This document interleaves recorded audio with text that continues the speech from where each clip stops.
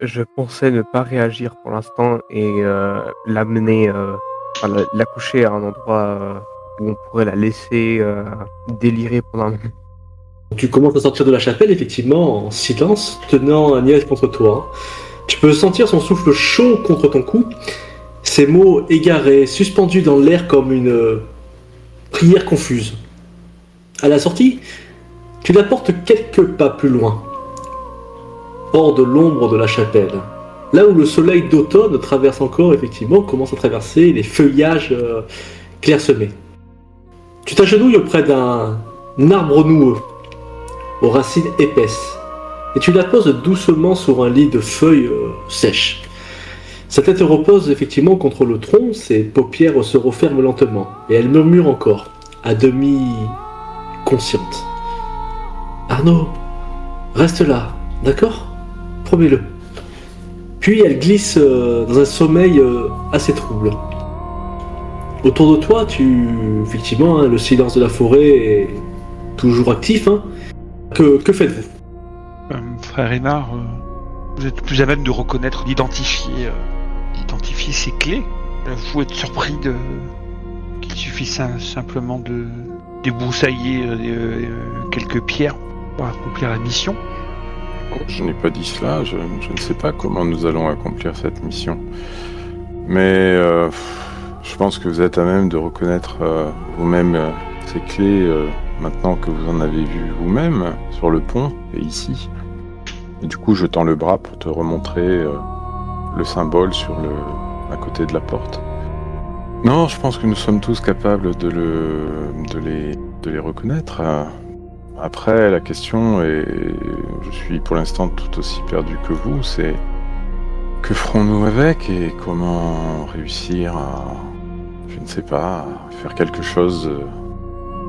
Je pense que quelqu'un les ouvre ces seaux, que cette personne sans doute n'a pas encore trouvé tous les seaux, il lui en manque, je pense, au moins un, c'est pour ça qu'il gratte et qu'il cherche. J'imagine que notre rôle va être de trouver et de démasquer la personne qui veut ouvrir ses seaux et de l'empêcher d'ouvrir le dernier seau avant qu'elle ne puisse le faire. C'est tout ce que je peux imaginer pour l'instant. Et là, j'imagine que vous aurez sans doute beaucoup plus de choses à faire que moi, qui ne suis pas homme de guerre, potentiellement pour empêcher cette personne de faire cela. Certes. Bon, qu'est-ce que nous allons faire d'Agnès? Frère Guillaume, vous vous en sortez? Tout se passe bien pour l'instant. Malgré quelques délires de la part de Agnès. Je pense qu'il serait opportun de questionner les autres habitants du village d'un certain Arnaud. A-t-elle pris un coup sur la tête? Je ne sais pas, elle parle d'une personne qui aurait disparu précédemment du nom d'Arnaud. Il nous faudra peut-être retrouver son époux et voir s'il connaissait Arnaud. Peut-être je ne sais pas, un ancien galant. C'est possible. Je pense que maintenant, la meilleure option serait de ramener Agnès chez elle. Son mari ne veut pas l'avoir chez elle tant qu'elle sera... Et très honnêtement, je ne suis pas sûr qu'elle soit encore délivrée de cette malédiction. Faut pas dire qu'on ait amélioré son sort, donc la ramener dans cet état... Peut-être pourrions-nous l'attacher, la laisser dans quelque endroit. Mais j'avoue que si j'ai songé autrefois à la laisser en cette chapelle, je n'y suis plus réellement... J'ai un gros doute sur cet endroit. C'est un endroit... comment dire, où le diable s'est manifesté. Le bâtiment pourrait s'écrouler à tout moment. Ce n'est pas... Oh, ce n'est pas ça qui est gênant, c'est surtout que le diable pourrait s'y manifester à tout instant et aggraver encore l'état de cette femme et peut-être nous jouer de mauvais tours. Pensez-vous que nous puissions... je ne sais pas s'il y a des loups dans la région, qu'en pensez-vous? Là où il y a de la misère, il y a toujours des charognards. Effectivement, alors que vous discutez ensemble, et que vous avez observé effectivement la plaine autour de vous, vous entendez des sabots qui s'annoncent dans le silence. 3 silhouettes s'approche par le chemin venant de Gravezon. Une personne droit sur sa monture, gilet de velours bleu sombre, les traits assez tendus. Également, vous pouvez reconnaître 2 gardes villageois qui semblent être de simples miliciens en tabard fané, armés de piques. Ils s'arrêtent à peu près à une vingtaine de pas de vous. La personne, au gilet de velours bleu sombre, descend lentement de cheval. Il vous salue d'un bref mouvement de tête. Puis son regard se pose sur Agnès. Il marque un arrêt, un silence assez lourd. C'est Agnès Fautrier. Elle ne devrait pas quitter le village. Son regard se durcit. Il ne s'approche pas davantage. Que s'est-il passé ici, frère? Que faites-vous? La paix du Christ soit sur vous, mes frères. Je regarde l'homme tabarde. Est-ce que ça a l'air d'être peut-être le bailli? Parce qu'il a peut-être dans sa tenue des attributs qui montreraient qu'il est en truc d'autorité. Ce n'est pas un homme de guerre, mais d'ordre et d'écriture. Bailli royal, autorité civile de Gravezon. Tu le reconnais sans doute pour avoir étudié effectivement les hiérarchies locales. Le gilet doublé de fourrure, les doigts tachés d'encre, tout confirme effectivement son rôle d'administrateur plus que d'être un homme d'armes. Tu vois qu'il incline brièvement la tête à ton salut religieux, par politesse. Plus que... Frère, la paix, oui. Et la discrétion, surtout. Ce lieu est déserté. Et cette femme n'a rien fait de répréhensible. Elle traverse une mauvaise saison. Ses yeux se posent à nouveau sur Agnès. Il ajoute le ton bas avec retenue. Il aurait mieux fallu la laisser chez elle. Mais monsieur le bailli, justement, c'est que nous ne l'avons pas trouvée chez elle. Nous l'avons trouvée hors de la ville alors que son époux était sur le point de la tuer. Nous l'en avons empêché. Nous avons parlé avec lui. Il nous a dit qu'il ne voulait plus la voir car il est persuadé qu'elle est possédée. C'est par acte de compassion que nous l'avons prise en charge et que nous avons essayé de la délivrer de sa folie. Elle va un peu mieux, nous semble-t-il, bien que je doute qu'elle fût totalement guérie. Mais sachez-le, c'est son époux qui nous l'a confié car lui était prêt à la trucider par la peur que lui a évoqué l'état de sa femme. Toi qui t'écoutes sans t'interrompre, le visage figé dans une neutralité assez forcée. Folie, un mot bien large, frère. À Gravezon, on appelle cela le manque de sommeil, ou les soucis des femmes, rien de plus. Peut-être. Je n'ai pas dit que je savais de quoi elle souffrait exactement. Son époux, dis-tu? Ou un homme... un homme rude, mais personne ici ne frappe sans raison. Nous réglons cela en famille, pas dans une chapelle abandonnée. Et le souvenir... Tu vois qu'il s'approche un peu à peine d'un pas. Il observe Agnès à nouveau couchée sous l'arbre. Puis il ajoute plus bas, presque pour lui-même.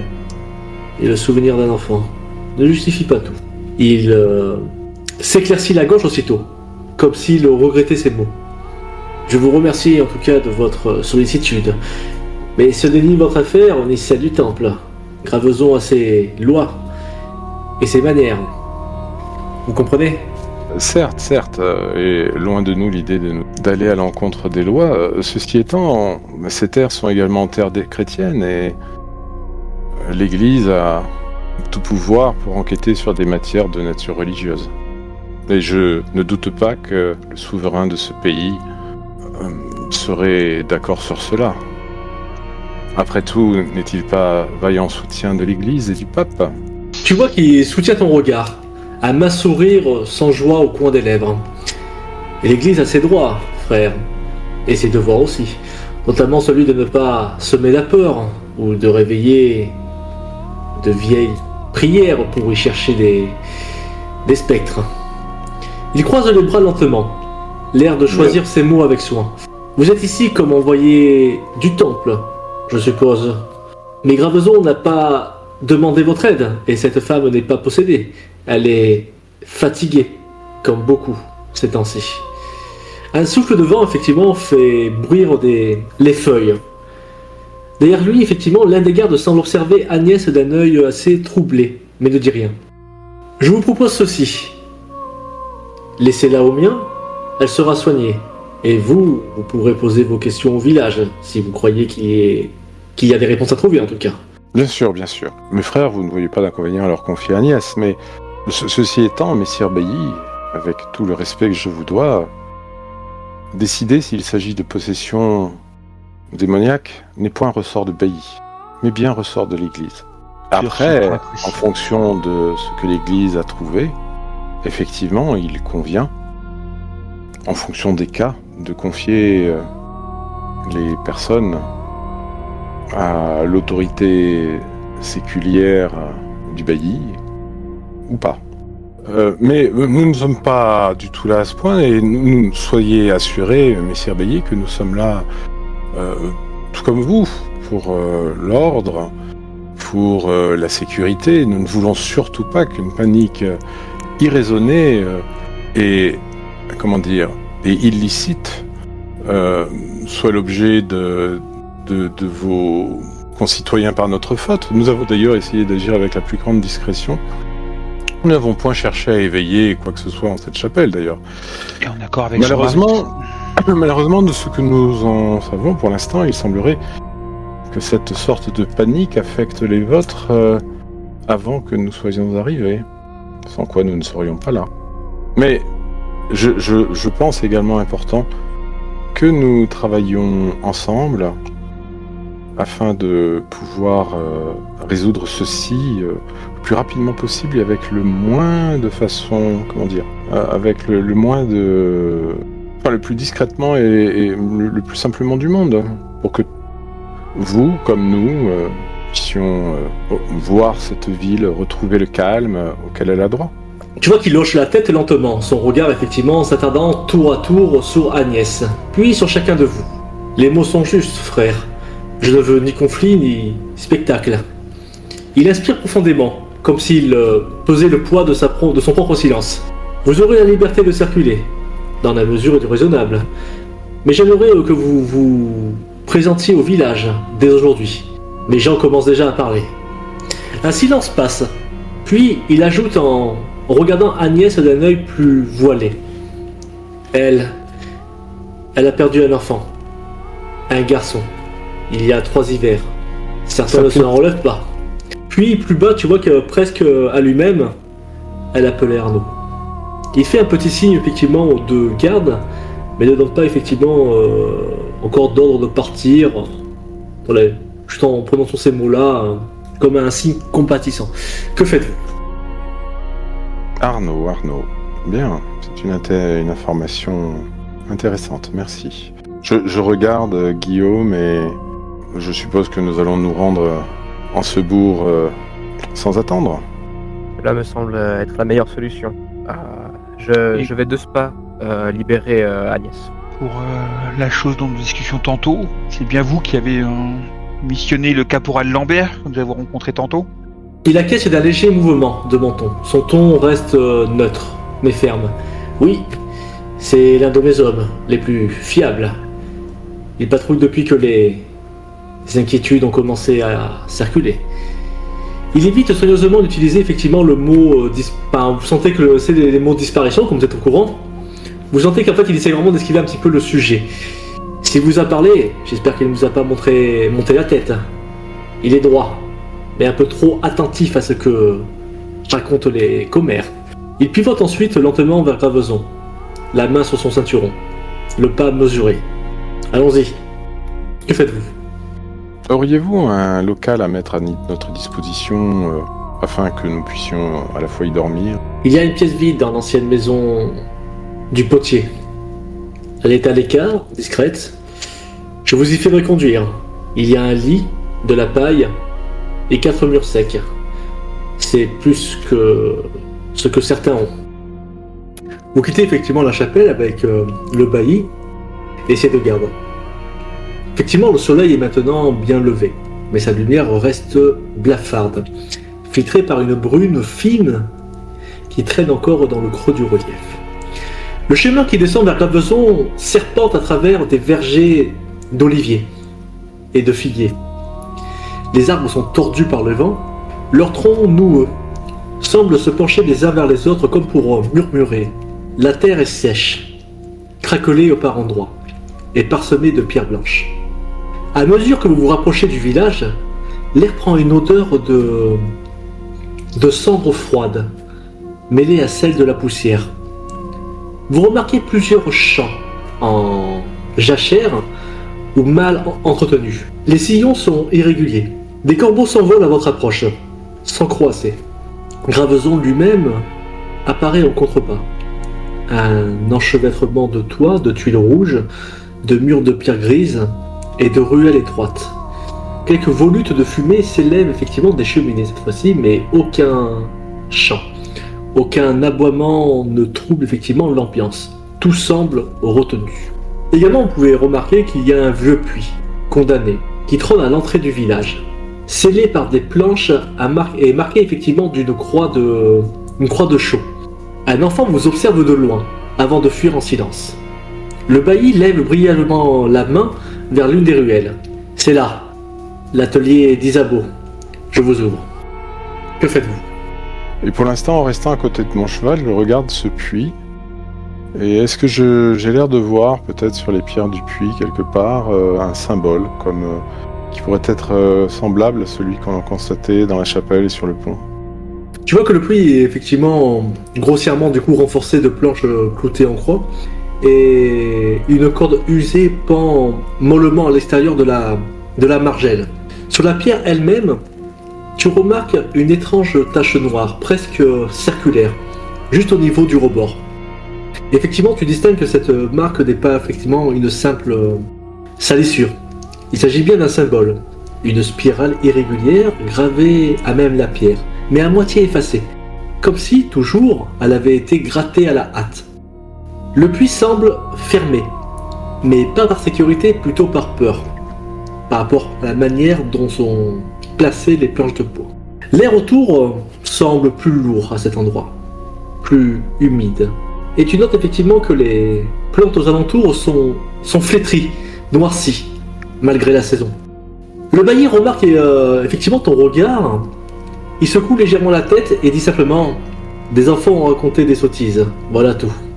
Nous avons préféré le céder. » Je me dirige d'un pas ferme vers la porte désignée et je vais l'ouvrir.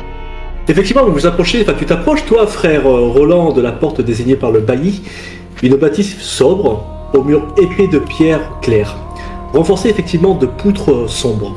L'enduit s'écaille par endroits. Une petite croix d'argile est fixée au-dessus de la porte, fendue au milieu. La poignée est en fer forgé, froide au toucher.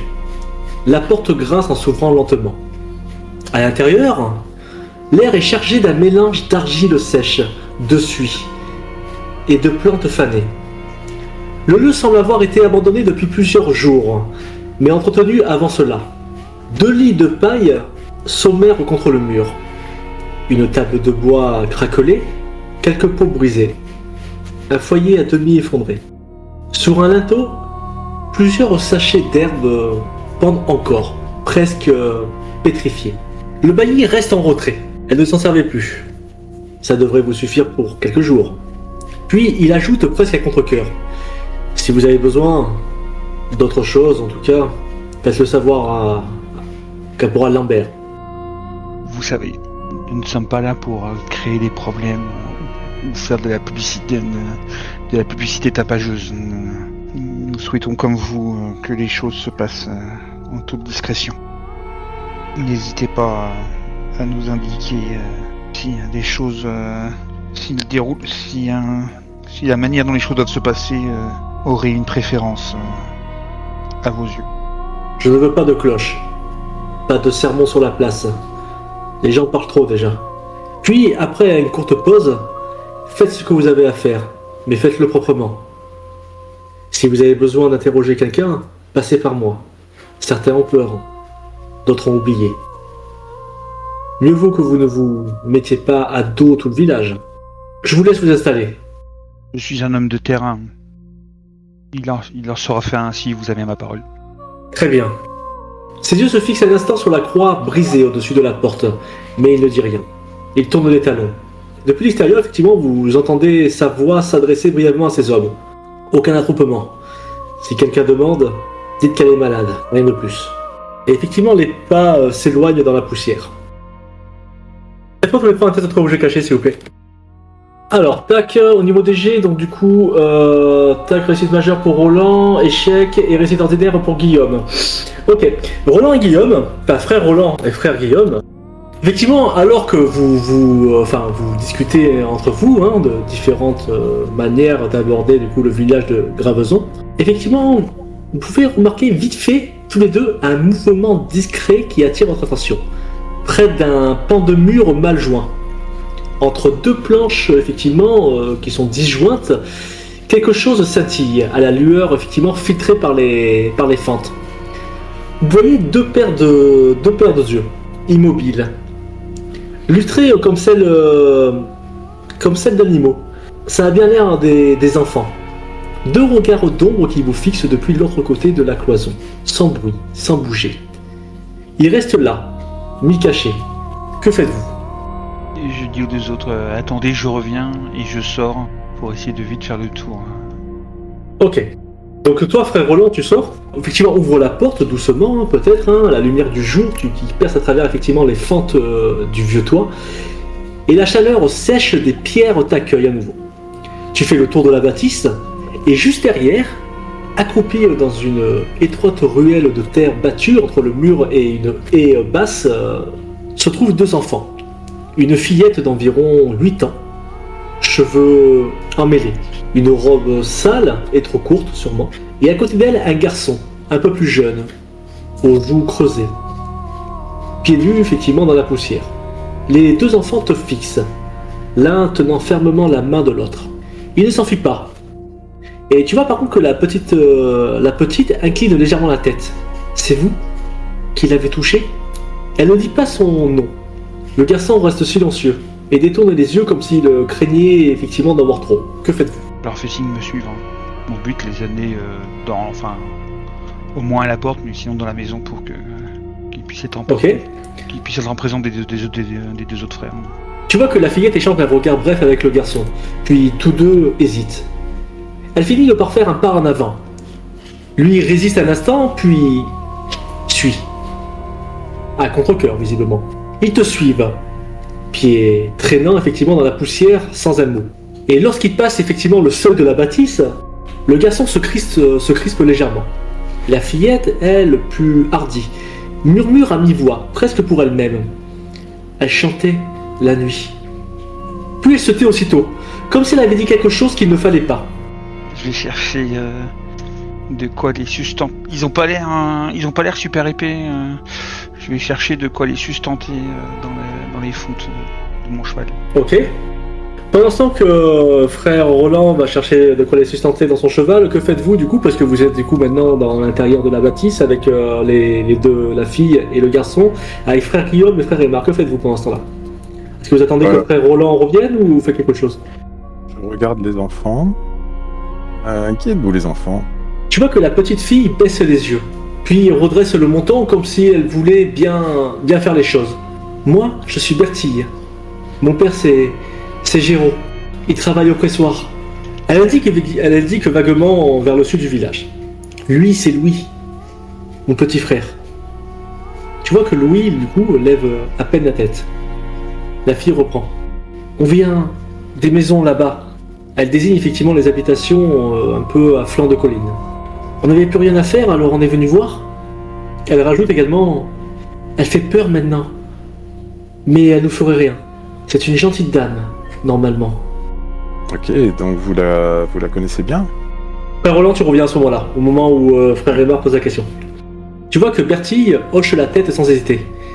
Elle gardait Louis, parfois, quand maman était malade. Elle chantait doucement, et elle faisait des galettes. Elle disait que le blé, faut le bénir avant de le moudre. Puis à l'instant, elle semble confuse. Elle baisse la voix, regarde autour, et ajoute presque en murmurant. Mais après, elle a arrêté de chanter. Elle marchait plus pareil. Elle regardait les murs. Louis tire sur sa manche et dit, sans regarder frère, sans te regarder. Elle parle tout bas, maintenant, et elle gratte la terre. Bertie, les yeux ronds, secoue la tête. C'est rien ça. Elle est juste fatiguée. Faut pas croire les histoires. Que faites-vous? Je commence à sortir des victuailles et je leur tends des morceaux au fur et à mesure.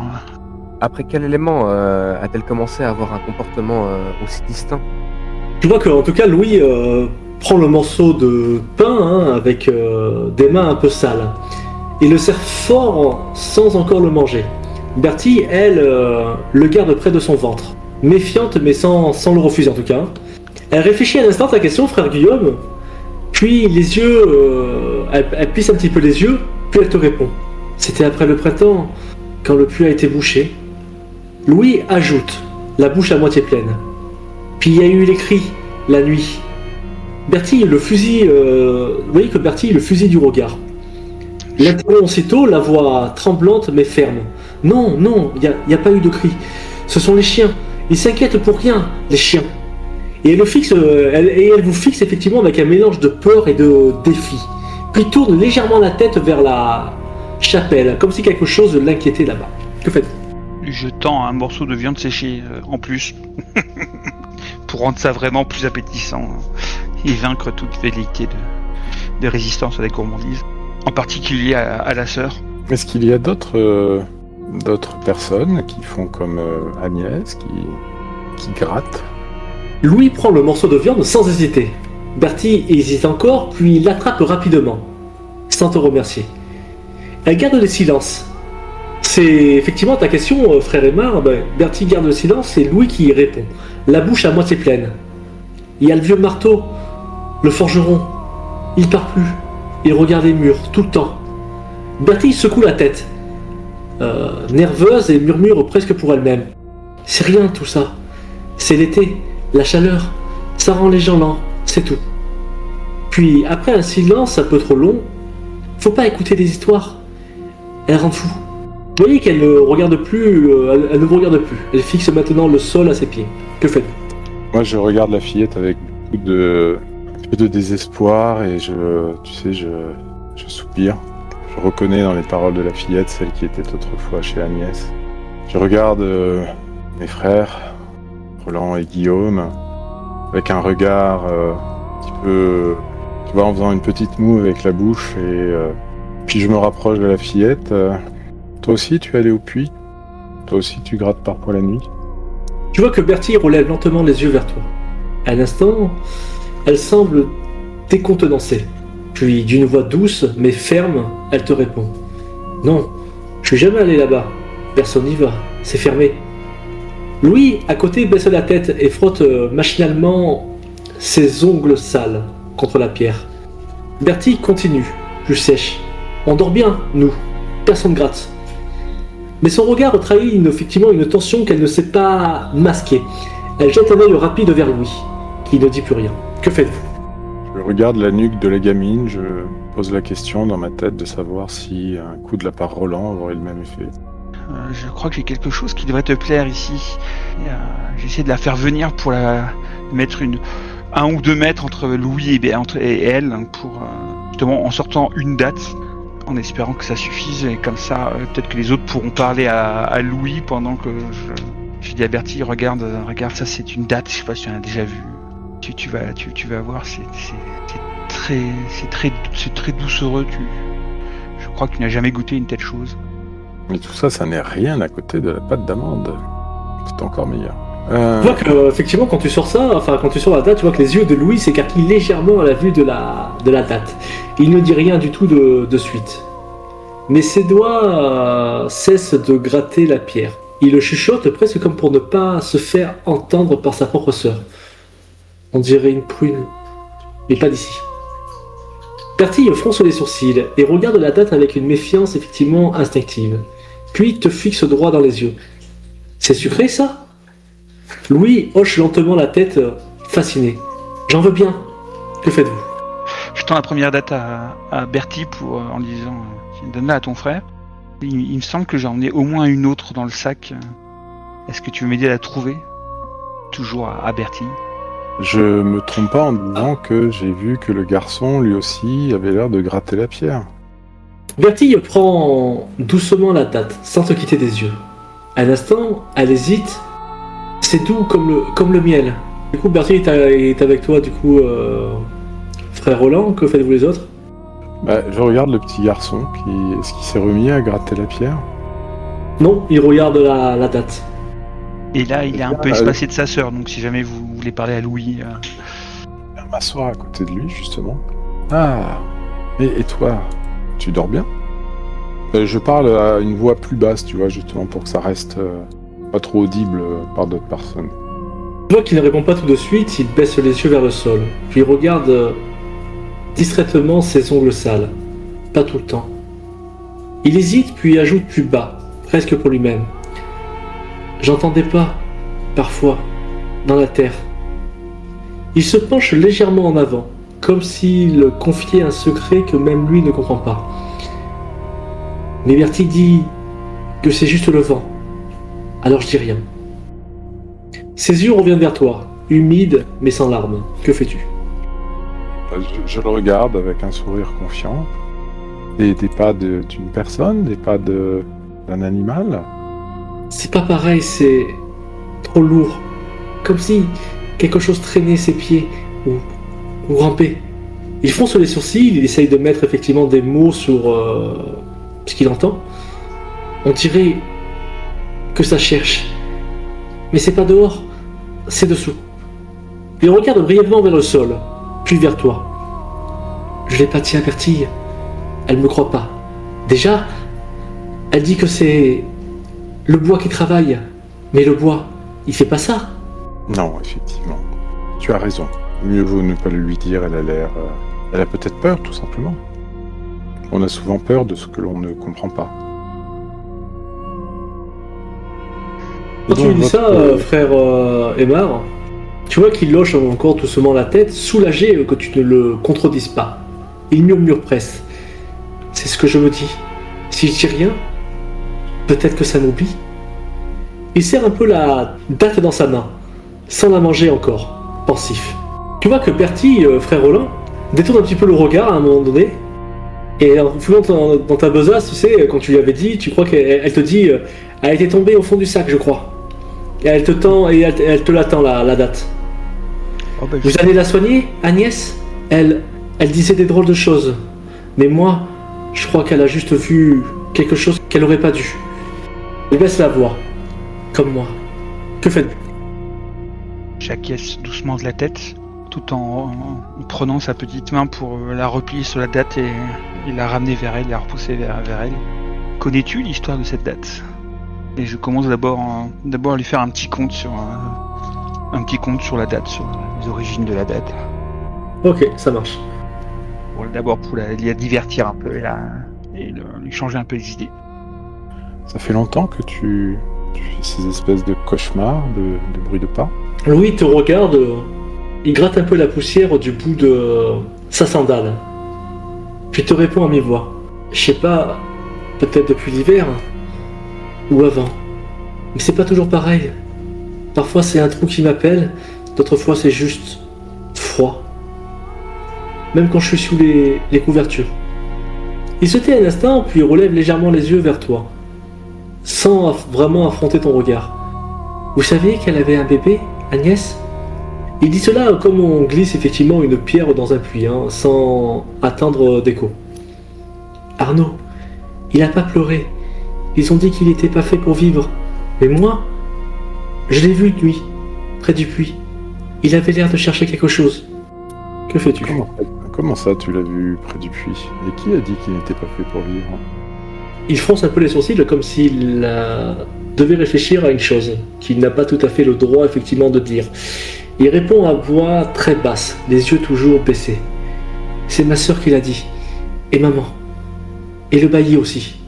Une fois, il disait que c'était triste, mais que ça arrivait, qu'il n'avait pas eu le temps d'avoir une âme. Mais je l'ai vu, une nuit que j'arrivais pas à dormir. Il y avait de la lune, et le puits faisait une ombre bizarre. Il était là, tout pâle. Il m'a pas parlé, mais j'ai su que c'était lui.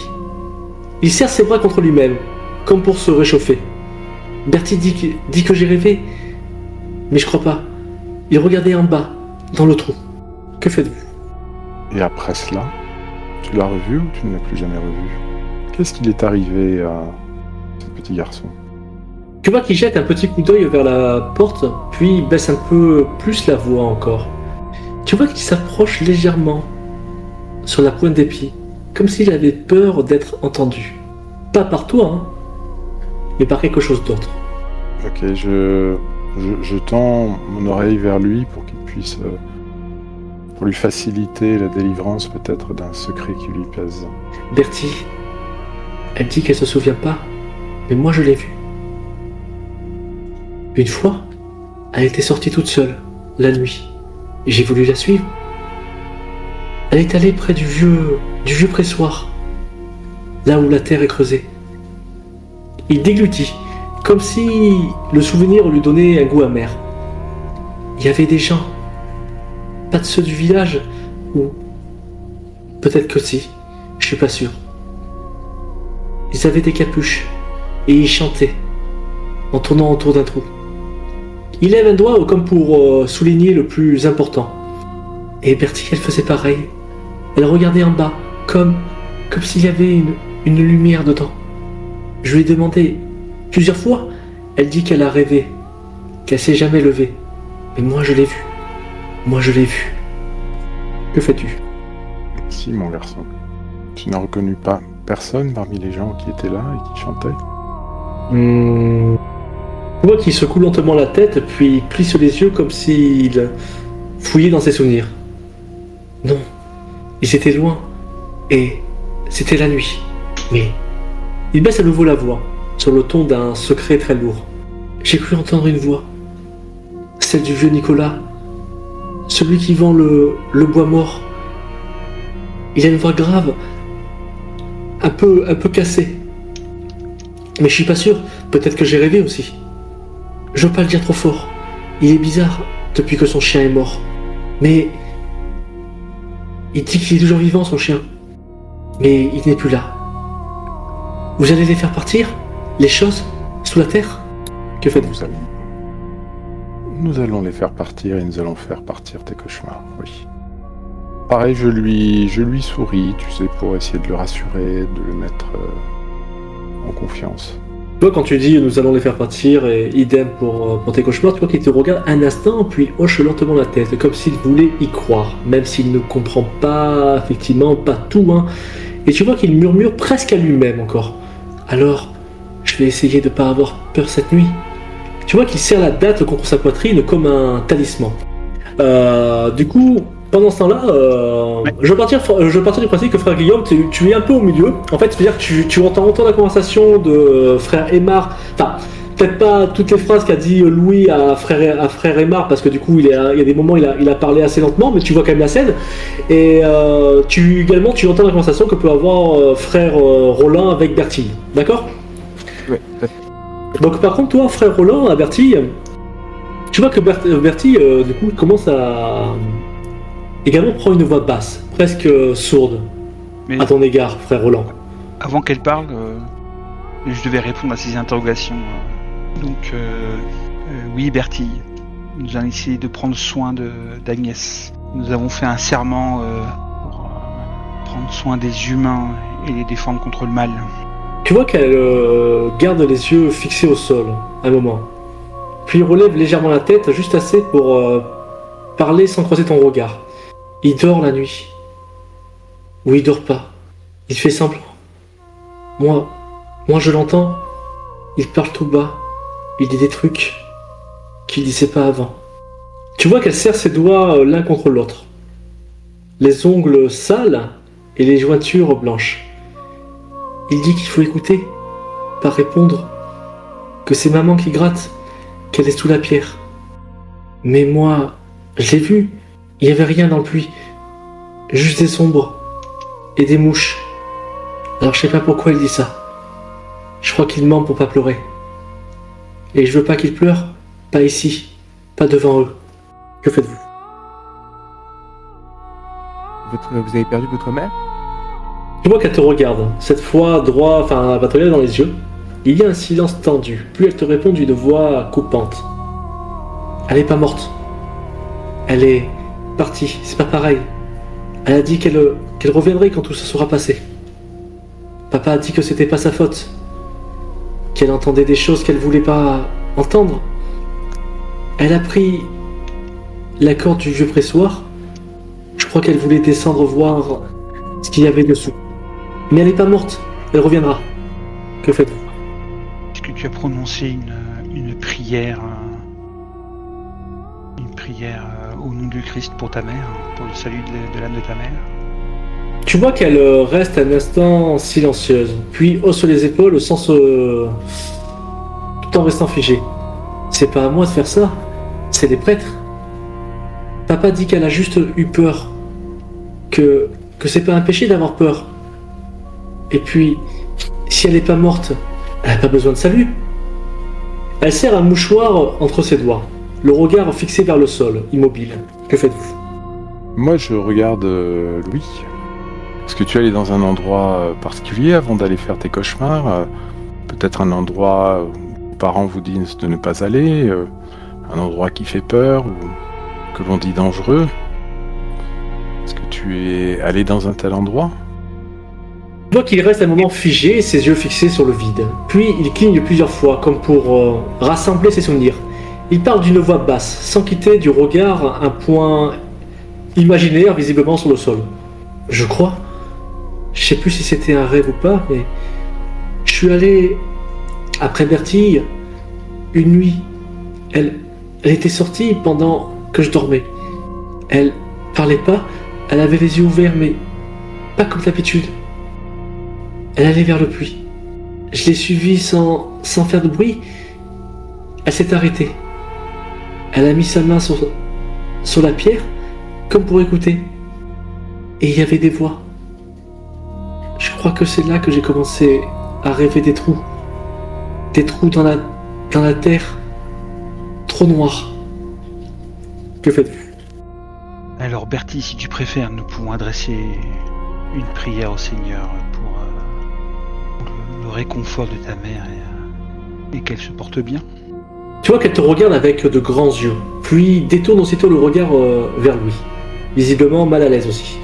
Elle secoue légèrement la tête, presque imperceptiblement, et répond d'une voix un peu sèche, comme si elle voulait clore le sujet. Ma mère va bien, elle est juste, elle travaille ailleurs. Elle a dit qu'elle reviendrait quand le blé sera haut. Quand le blé sera haut. Elle veut pas qu'on s'inquiète, alors on s'inquiète pas. Et tu vois qu'elle mord dans sa date. L'air de rien, mais ses doigts tremblent légèrement. Que faites-vous? Moi, je me lève et je commence à faire les 100 pas, en pleine réflexion. Tu sais, une sorte de forme d'isolement pour arriver à cogiter, quoi. Ok. J'entends, Bertie, j'entends que tu t'inquiètes pour ta mère, tu t'inquiètes pour ton frère, même pour toi.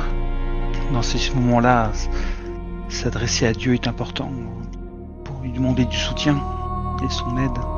Nous, les Templiers, sommes des hommes de Dieu, et c'est pour ça que nous sommes prêts à prêter nos bras pour accomplir la volonté divine. Si tu as une quelconque crainte, ou si tu as besoin d'aide, tu peux t'adresser à Dieu, et tu peux t'adresser à nous, qui feront office d'intermédiaire pour accomplir son œuvre. Nous ne sommes pas là pour créer des problèmes, mais au contraire pour aider à les arranger. Et cela en toute discrétion. Je lui fais avec un petit clin d'œil. Alors, tu vois que Bertie lève lentement les yeux vers toi, visiblement touchée par tes mots. Elle mâche lentement, avec sa bouchée, mais puis elle hoche la tête doucement, comme pour signifier qu'elle a compris. Ou qu'elle veut que tu crois qu'en tout cas qu'elle a compris. Tu vois qu'elle a un petit peu quand même, tu vois qu'elle a un petit regard de malice, tu vois. Je prie parfois, oui, pour que ça redevienne comme avant. Même si je sais plus trop comment c'était avant. Mais ici, les gens préfèrent dire que tout va bien. Même quand on voit que c'est pas vrai. Même quand on sent que quelque chose gratte sous nos pieds. il regarde ailleurs, comme si c'était pas là. Vous comprenez? Il regarde ailleurs, comme si c'était pas là, comme si ça n'existe pas. Elle serre un peu les mains et vous voyez un petit peu trembler. Que faites-vous? Je connais bien cette manière d'agir, de refuser de voir la difficulté, que cela est plus facile, mais ce n'est pas ce que le Seigneur nous enseigne. Il faut faire front face à l'adversité. De promettre que mes frères et moi, mes frères Templiers et moi, ne nous défilerons pas face à l'adversité. Parle-moi de comment c'était avant, de ce que tu aimerais, de tes souvenirs, d'essayer de raviver tes souvenirs de comment c'était avant, et de ce que tu aimerais qu'il retourne à la normale. C'est de ça qu'il faut appeler de toutes tes forces dans tes prières. Comme c'était avant? Mais Dame Agnès, elle parle à son fils, Arnaud, mais il est pas né, pas vraiment. Pourtant, elle lui chante encore des berceuses.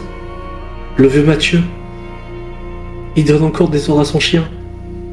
Mais le chien, il est mort l'hiver passé, écrasé sous les pierres, près du pressoir.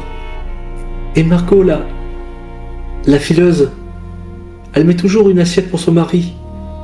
Mais ça fait 6 mois qu'il est parti. Et personne l'a revu. C'est plus facile comme ça, je crois.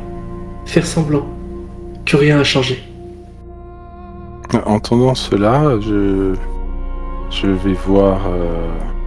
Je vais me mettre accroupi comme ça devant Bertille. Et le bailli?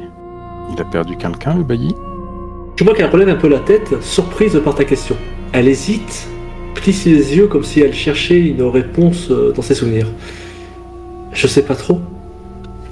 Il part jamais de sa famille, mais il y a une pièce qu'il garde toujours fermée chez lui. Même sa servante dit qu'elle n'a jamais pu y entrer. Une fois, j'ai entendu dire qu'il avait eu une fille, mais c'était il y a longtemps, et personne n'en parle vraiment. Ici, quand quelque chose fait trop mal, on fait comme si c'était pas arrivé. Que faites-vous? Je regarde à nouveau mes compagnons pour voir leur tête, etc. Je me relève. Oui, je comprends. C'est peut-être beaucoup dire. On peut y aller maintenant? Est-ce que tu serais d'accord pour réciter une prière avec moi, pour se redonner du courage et remercier Dieu pour ces dates? Un peu de prosélytisme, ça fait pas de mal. Tu vois que Bertille secoue doucement la tête, un mince sourire figé sur les lèvres. Elle serre un peu le bras de son petit frère, sans le regarder. Non, c'est gentil, mais pas besoin. Tout va bien ici. On a juste besoin de se reposer un peu, c'est tout. Tu vois qu'elle sourit. Sa voix est calme, posée. Mais sa main triture nerveusement un coin de tissu de sa manche. Louis te regarde en silence. Que faites-vous? Quelle maison habitez-vous dans le village? Celle près du vieux pressoir, la plus basse. Avec la poutre tordue au-dessus de la porte. On n'aime pas trop quand ça gronde dessous. Mais c'est sec. Alors on reste. On est habitué. Que faites-vous? Merci. Je pense que peut-être nous aurons l'occasion de venir vous voir. Mais pour ma part, oui, si vous avez envie d'y aller, vous êtes tout à fait libre. Nous ne vous avons jamais retenu prisonnier ou quoi que ce soit. En tout cas, je vous remercie d'être venu nous voir. Et tu sais, je fais une espèce de salutation, comme on peut en faire dans les bustes, un peu exagérée, emphatique, pour peut-être les amuser ou les flatter.